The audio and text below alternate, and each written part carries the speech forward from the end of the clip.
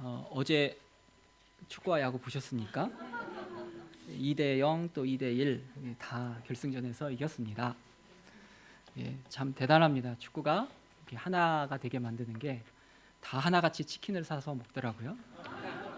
저도 조금 봤는데 저도 1시간 동안 치킨집에서 기다렸습니다. 저희 가을 제자 수양회 때는 정말 하나가 돼서 또 하나님 역사 또 말씀 역사 섬길 수 있기를 기도합니다. 오늘 말씀의 제목은 그리스도 예수의 마음을 품으라입니다. 2장 5절 같이 읽고 제가 기도하고 시작하겠습니다. 시작. 마음을 품으라. 그리스도 예수의 마음이니. 감사하신 하나님 아버지, 오늘 귀한 이 주일 예배 허락하여 주셔서 감사합니다. 이 시간 주님의 마음을 알기 원합니다. 또 주님이 이 교회를 통해서 참 계획하시고 뜻하신 것 알기 원합니다. 성령께서 함께하여 주시고 가르쳐 주시고 또 저희의 입술을 주장하여 주셔서 하나님의 말씀만 드러내게 도와주십시오. 예수님의 이름으로 기도드렸습니다. 아멘. 저는 지난 추석 연휴에 영화 한 편을 보았습니다. 갑자기 서울에 지진이 일어났습니다. 폐허가 된 서울에 오직 아파트 하나만 남게 되었습니다. 이 아파트로 몰려드는 소위 바퀴벌레 같은 사람들 속에서 살아남기 위해 이 아파트 주민들이 하나가 되는 모습이 나옵니다. 아파트는 주민의 것이라는 모토 아래 그들은 우선 대표를 선출했습니다. 이를 효율적으로 진행하기 위해 조직을 만들고 반장들을 세웠습니다. 살기 위한 공동의 목표 아래 사람들은 하나가 되었습니다. 사람들은 즐거워 아파트에서 파티를 열었습니다. 그곳은 유토피아처럼 보였습니다. 하지만 시간이 지나면서 사람들의 이기심은 통제할 수 없게 되고 무너지는 인간성 앞에서 더 이상 그곳은 유토피아가 아니었습니다. 컨셉이 좀 참신해서 보았습니다. 예수님께서 우리를 구원하시고 놀라운 선물을 주셨습니다. 그것은 그리스도의 피로 사신 성도의 공동체, 곧 교회입니다. 교회는 그리스도의 몸이요, 우리들은 그 몸을 이루는 지체들입니다. 우리는 하나님의 나라에 가기까지 함께할 것입니다. 반갑습니다. 예수님께 속한 주민이 되어서 축하드립니다. 그런데 우리는 연약함과 허물 때문에 성도의 공동체가 하나 되지 못하고 분열과 다툼이 생길 때가 있습니다. 가장 모범적인 빌립보 교회에서도 이런 문제가 있었습니다. 우리가 이 시간 말씀을 통해서 예수님 안에서 하나 된다는 것이 어떤 의미인지 배울 수 있기를 기도합니다. 또한 하나가 되기 위해 필요한 것이 무엇인지 배울 수 있기를 기도합니다. 파트 1, 그리스도 안에서 하나 된 삶. 바울은 편지에서 빌립보 성도들과의 친밀한 사랑의 교제를 감사하며 기뻐하였습니다. 그들은 고난 가운데서도 그리스도의 복음에 합당하게 생활하고 있었습니다.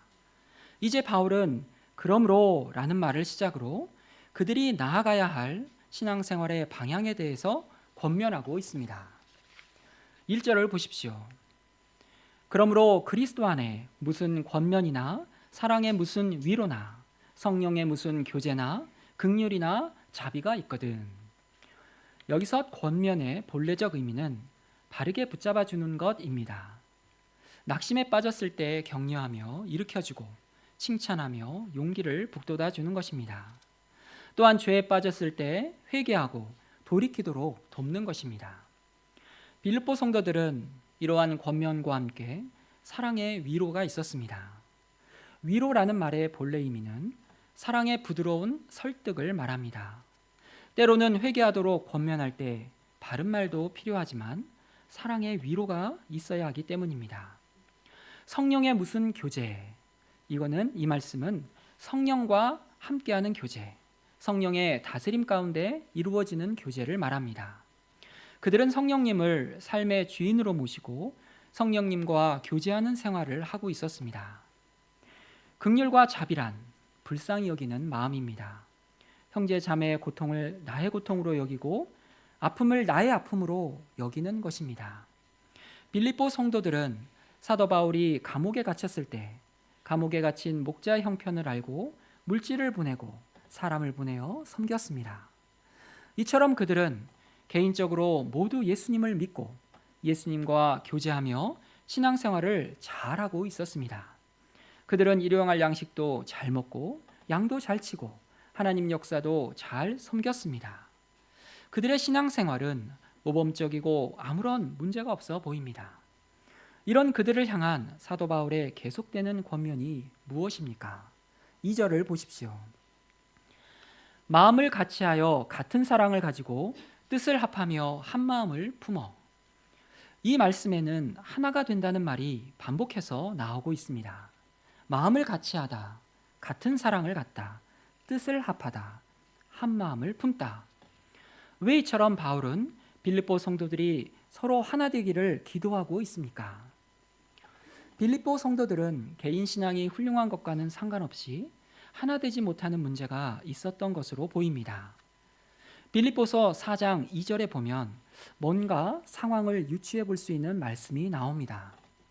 내가 유오디아를 권하고 순두개를 권하노니 주 안에서 같은 마음을 품으라. 마음이 같지 않은 두 자매님들의 이름이 나옵니다. 어떻게 해서 가장 모범적인 빌립보 교회에 하나 되지 못하는 문제가 생긴 것일까요? 그 문제의 원인이 구체적으로 나와 있진 않지만 사도 바울의 말을 통해 유추해 볼 수 있을 것 같습니다. 3절 전반부를 보십시오. 아무 일에든지 다툼이나 허영으로 하지 말고. 다툼과 허영이라는 말이 나옵니다. 이것이 유오디아와 순두개 자매님들을 하나 되지 못하게 만드는 것이었습니다. 더 나아가 빌립보 성도들을 하나 되지 못하게 만들고 교회를 시끄럽게 하고 있었습니다. 영어 성경에 다툼이라는 말이 selfish ambition, 이기적인 야망이라고 표현되어 있습니다. 이 마음은 어떤 일을 할 때 하나님의 이름을 내세워 자기의 이기적인 야망을 이루고자 하는 것입니다. 허영이라는 말은 vain conceit로서 헛된 자만심이라고 합니다. 다른 번역에는 vain glory로서 헛된 영광이라고 나와 있습니다. 이것은 자신이 다른 사람보다 더 잘났고 뛰어나다는 것을 자랑하고자 하고 자신의 영광을 구하는 마음입니다. 어떤 일을 같이 하고자 할 때 이런 이기적인 야망과 허영심은 항상 갈등과 분열과 분쟁을 일으킵니다. 이 다툼과 허영의 뿌리에는 다른 사람들과 구별되고자 하는 자기가 있습니다. 다른 사람들을 비교와 경쟁의 상대로 여기며 자신을 드러내고 높이고자 하는 마음입니다. 예수님의 제자들도 함께 생활하면서 항상 누가 크냐 말하며 시기하고 경쟁하였습니다. 예수님과 함께 생활하면서도 자신을 드러내어 예수님의 인정을 받고 높아지고 싶었습니다. 하나 되지 못하는 빌립보 교회에서 바울이 주는 권면이 무엇입니까? 3절 후반절과 4절을 다 같이 읽겠습니다. 시작.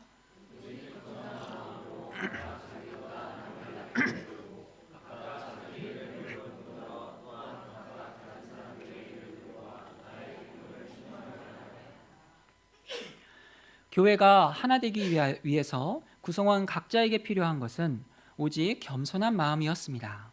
바울은 이 겸손한 마음이 무엇인지 구체적으로 말해주고 있습니다. 먼저 자기보다 다른 사람을 낮게 여기는 것입니다. 다른 사람을 나보다 낮게 여긴다는 것은 어떻게 하는 것을 말합니까? 분명히 내가 학벌도 좋고 스펙도 뛰어나고 외모도 뛰어나고 능력도 많은 것 같은데 어떻게 다른 사람을 나보다 더 낮게 여길 수 있습니까? 속으로는 내가 더 낫다고 여기면서 말로만 겸손한 척하는 것입니까? 영어 성경에는 다른 사람을 나보다 더 가치 있게 여긴다고 나와 있습니다. 여기에서의 가치는 세상 사람들이 평가하는 것처럼 돈이 많고 적음이나 학벌, 스펙, 능력, 지위를 말하지 않습니다. 이 가치는 하나님 앞에서의 가치입니다. 머리 대신 예수님이 몸된 교회의 각 지체에 대해 갖고 계신 마음입니다. 사도 바울은 고린도전서 12장 27절에서 말했습니다.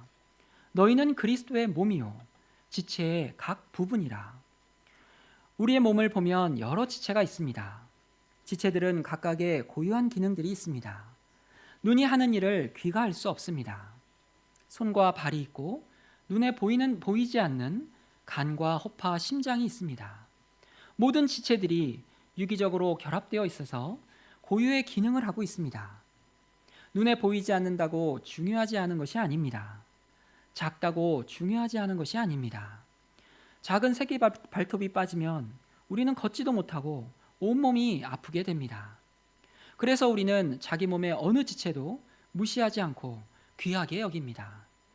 마찬가지로 우리는 예수님께서 교회의 지체들을 어떻게 생각하시는지 알아야 합니다. 그때 다른 지체를 귀하게 여기고 나보다 더 낮게 여길 수 있습니다. 예수님은 나를 위해서 생명을 버리셨을 뿐만 아니라 옆에 분을 위해서도 생명을 버리셨습니다. 예수님은 실수와 허물이 많은 베드로를 보시고 장차 개바라 하리라 하시며 그의 가능성을 보셨습니다. 예수님의 눈으로 다른 사람을 볼 때 그 사람의 장점과 가능성을 볼 수 있습니다. 어떤 사람에게는 예술적인 재능이 있고 어떤 분은 일을 잘하고 정리정돈을 잘하십니다. 운동을 잘하시는 분이 있고 조용히 앉아 대화를 좋아하시는 분이 있습니다. 말씀을 잘 가르치는 분도 있고 잘 들어주는 분도 있습니다. 유머와 위트로 분위기를 잘 띄워주는 사람이 있고 눈에 띄지 않지만 충성스럽게 동역을 잘하시는 분도 있습니다. 별 특징이 없어 보이는 분도 자세히 보면 다른 사람이 따라갈 수 없는 위대한 장점을 가지고 있습니다. 우리가 예수님의 눈으로 교회 내 동역자들을 바라볼 때 서로의 다름을 인정하고 귀하게 여길 수 있습니다. 두 번째로 겸손한 마음은 각각 자기 일을 돌볼 뿐더러 또한 각각 다른 사람들의 일을 돌보아 주는 것을 말합니다.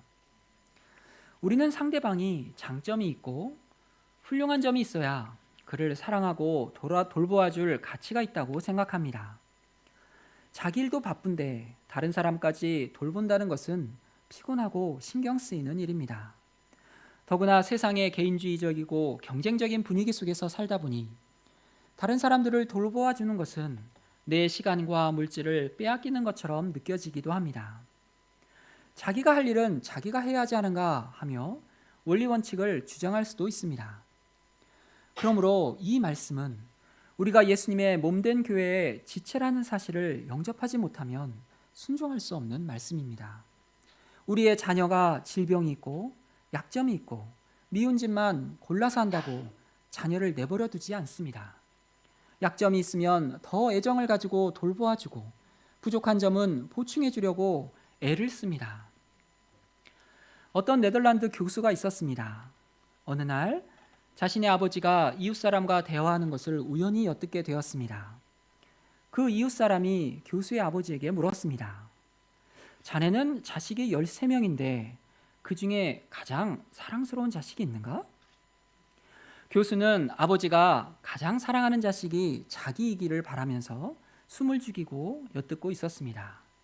아버지의 말이 들려왔습니다. 그건 쉬운 질문이지. 다른 아이들보다 사랑하는 아이가 있는데 12살 먹은 메리라네. 요새 그 녀석이 치아 교정을 위해 보철을 했는데 부끄러워서 집 밖을 나가지 않으려고 해. 아참, 내가 누구를 가장 사랑하냐고 물었지? 그렇다면 23살 먹은 피터지. 결혼하기로 한 여자가 약혼을 깨는 바람에 요즘 아주 풀이 죽어 있다네. 하지만 내가 정말 사랑하는 녀석은 꼬맹이 마이클이야. 열심히 농구를 하는데 영 자기 뜻대로 안 되는 모양이야. 다른 녀석들이 이 애를 자꾸 놀려대. 그래도 눈에 넣어도 아프지 않을 녀석은 수잔이야. 혼자 아파트를 얻어 사는데 이 술 마시는 버릇 때문에 고생을 하고 있다네. 수잔을 생각하면 눈물이 나. 하지만 내 생각에는 말이야. 이렇게 교수의 아버지는 결국 13명의 자식들의 이름을 하나도 빠뜨리지 않고 다 말했습니다. 교수가 그때 알게 된 사실은 아버지가 가장 사랑하는 자식은 연약하고 부족해서 아버지를 가장 필요로 하는 자식이라는 것이었습니다. 예수님이 머리 대신 몸에도 연약한 지체가 있습니다. 예수님은 가장 연약하고 병든 지체가 있으면 그 지체에 온 신경을 집중하시고 돌보십니다. 우리가 몸된 교회에서 눈에 띄지 않은 어떤 지체가 연약하고 병들었을 때 가만히 있으면 어떻게 되겠습니까? 나와 아무 상관없어 보이는 지체지만 결국 온몸은 열이 나고 결국 자리에 눕게 될 것입니다. 우리가 예수님의 몸된 지체라는 사실을 깨달을 때 각각 자기를 돌볼 뿐만 아니라 다른 연약한 지체의 일도 돌볼 수 있습니다. 세상 사람들이 근본적으로 하나 되지 못하는 이유는 모두가 자기를 중심으로 살아가기 때문입니다. 죄는 내가 지체가 아니라 하나의 독립된 개체라고 생각하는 것입니다. 그래서 죄는 분열의 세력입니다. 죄는 언제나 나누고 분리시키며 찢어 쪼갭니다. 그러나 하나님이 예수님을 이 땅에 보내신 근본적인 목적은 예수님을 중심으로 하나가 되는 것이었습니다. 구원의 최종 목적은 예수님과의 연합, 그리고 예수님 안에서 하나 되는 것입니다. 그것이 이 땅에 남아서 살아가야 할 제자들을 향한 예수님의 기도였습니다. 아버지께서 내 안에, 내가 아버지 안에 있는 것 같이 저희도 다 하나가 되어 우리 안에 있게 하사 세상으로 아버지께서 나를 보내신 것을 믿게 하옵소서. 파트 2, 그리스도 예수의 마음을 품으라. 이처럼 우리가 예수님 안에서 하나가 된다는 것에는 놀라운 비밀이 숨겨져 있습니다. 그러나 현실로 돌아와 실천하려고 하면 잘 되지 않습니다. 말씀은 말씀이고 현실은 현실이라고 생각합니다. 사도 바울은 실제적으로 우리가 믿고 순종할 말씀을 가르쳐 주고 있습니다. 5절 말씀을 다 함께 읽어보시겠습니다. 시작.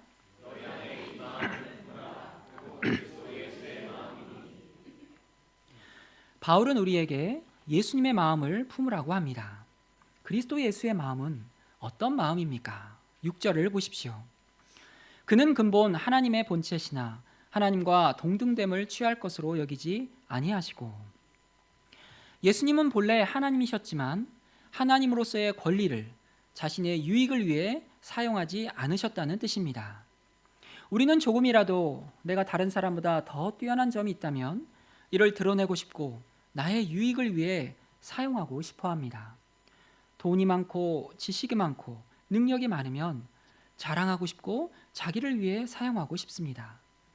자기 주장, 자기 자랑, 자기 권리를 좋아하는 세상에서 자기의 정당한 권리를 포기하라는 말은 전혀 인기가 없습니다.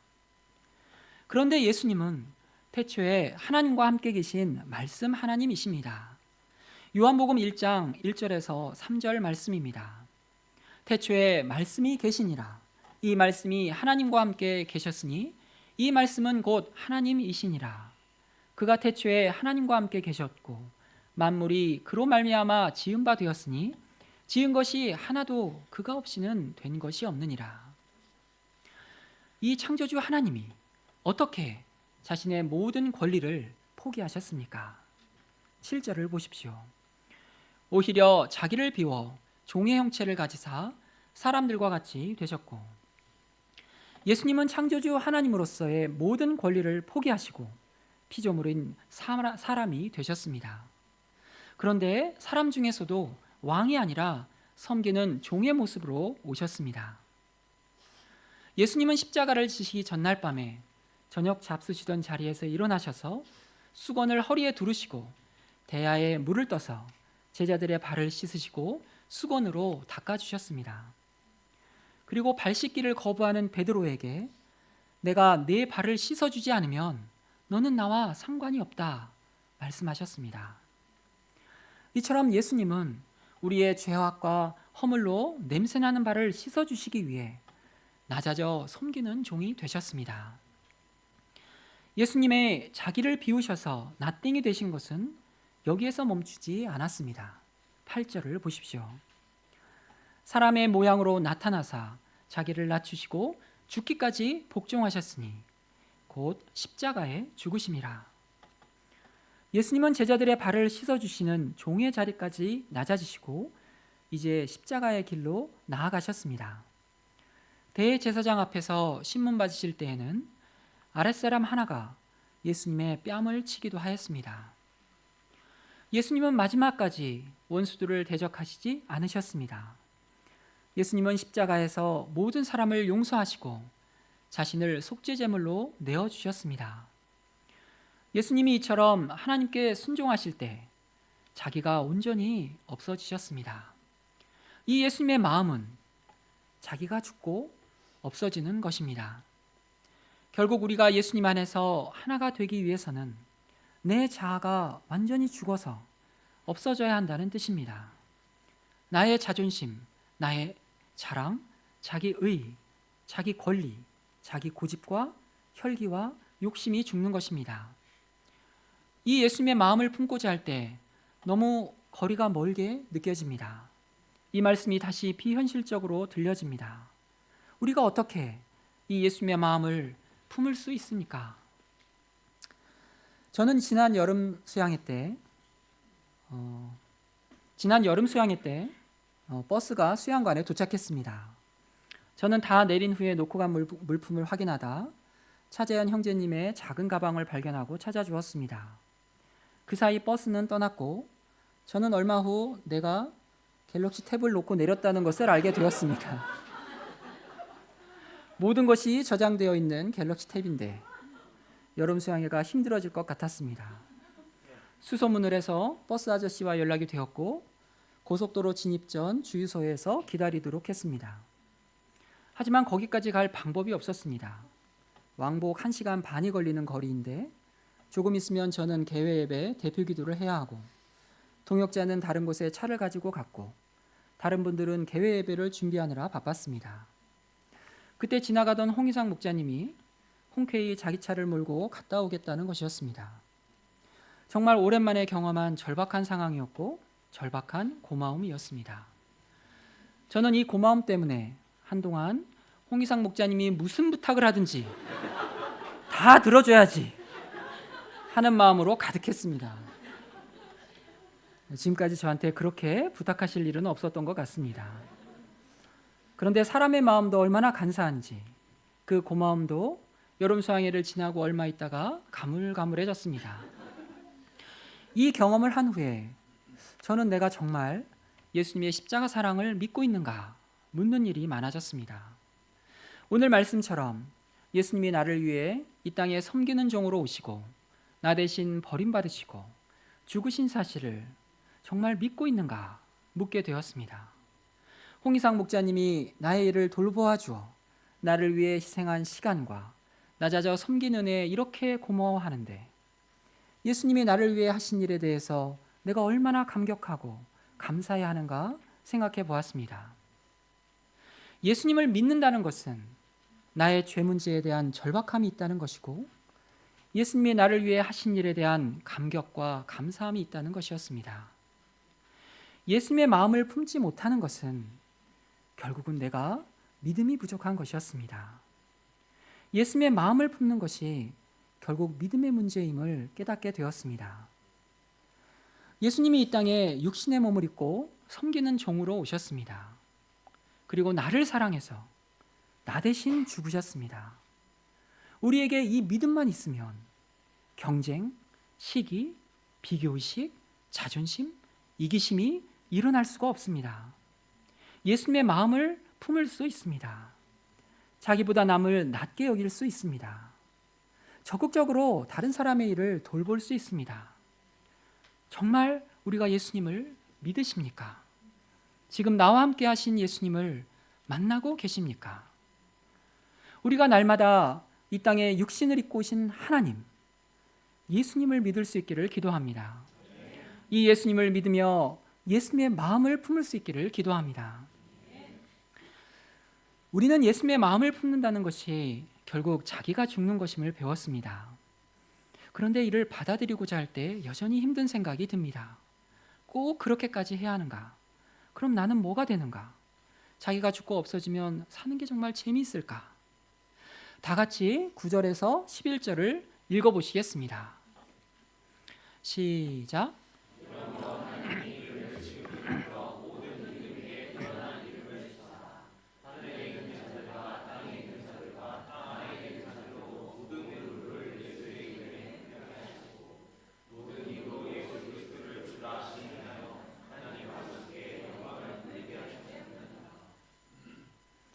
예수님이 자기 자신을 비우시고 죽기까지 섬기셨을 때 예수님의 인생은 그것으로 끝나지 않았습니다. 하나님께서 예수님을 지극히 높이셨습니다. 지극히 높여 모든 이름 위에 뛰어난 이름을 주셨습니다. 하늘에 있는 자, 땅에 있는 자, 땅 아래에 있는 자들이 모든 무릎을 예수의 이름에 꿇게 하셨습니다. 이를 볼 때 우리가 자기를 비우고 낮추고 자기를 죽여서 다른 사람을 섬기고 사랑하면 하나님이 우리를 가장 존귀하게 여기시고 높이심을 알 수 있습니다. 결론입니다. 예수님 안에서 하나됨은 단순히 세상의 모임이나 조직이 아닙니다. 이 연합은 예수님을 머리로 해서 각 지체가 유기적으로 한 몸으로 이루어진 연합입니다. 기계적인 연합이 아니라 살아있고 생명력 있는 연합입니다. 이 성도의 공동체에서 가장 중요한 것은 하나가 되는 것입니다. 성도의 공동체에 분열과 다툼이 있고 반목과 갈등이 있을 때 그리스도의 몸은 찢기고 양들은 상처를 받고 흩어집니다. 공동체의 구성원들 모두가 피곤한 신앙생활을 하게 됩니다. 예수님이 세상을 떠나실 때 제자들에게 주신 마지막 교훈과 기도는 하나가 되라는 것이었습니다. 이를 위해 예수님은 체포되기 전날 밤에 그들의 하나됨을 위하여 간절히 기도하셨습니다. 우리 예수님의 기도를 한번 같이 해보시겠습니다. 시작. 아버지여, 이신 아버지의 이름으로 저희를 보존하사 우리와 같이 저희도 하나가 되게 하옵소서. 우리에게 날마다 예수님을 믿는 믿음을 더해 주시길 기도합니다. 그리하여 예수님의 마음을 품을 수 있기를 간절히 기도합니다. 제가 기도하고 마치겠습니다. 감사하신 하나님 아버지, 하나님이시지만 하나님의 모든 권리를 포기하시고 나 때문에 이 땅에 종의 몫으로 낮아오시고 십자가에 죽기까지 자기를 비우신 주님을 찬양합니다. 이 주님을 믿게 하여 주시옵소서. 실제 삶 가운데 이 주님의 은혜와 사랑을 알게 하시고 우리도 이 예수님의 마음을 품을 수 있게 도와주십시오. 다른 사람을 나보다 낮게 여기고 다른 사람의 일을 돌아보는 정말 하나된 교회가 될 수 있도록 도와주십시오. 감사하며 예수님의 이름으로 기도드렸습니다. 네.